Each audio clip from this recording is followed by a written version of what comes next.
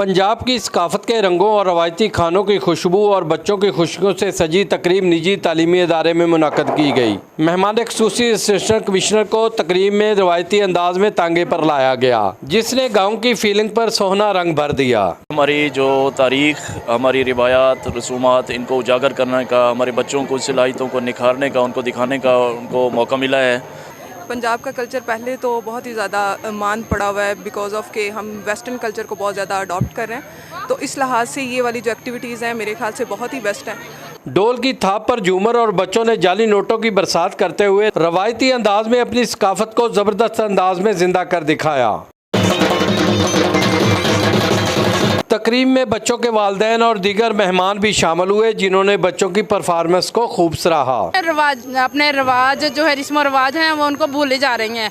हमारा अपना कल्चर है, हमारा अपना कल्चर जो है वो हमारे सामने आना चाहिए। कोशिश की है कि बच्चों को पुरानी रवायात के मतलब इंट्रोड्यूस करवाया जाए। आज साडा कल्चर डे सीगा, तो इच मैं टांग दे सवारी भी कीती आ, तो इच मैं गोलगप्पे, आइसक्रीम इन्ना कुछ खादा हुआ। तो अच्छी ये चीज़ लगी है कि यहाँ पर साग और मकई की रोटी भी है। नन्हे मुन्ने दुल्हा दुल्हन ने पंजाबी शादी की रस्में अदा की। मेहंदी, डांस और घोड़े पर रुखसती के मनाजर ने हाजरीन के दिल जीत लिए।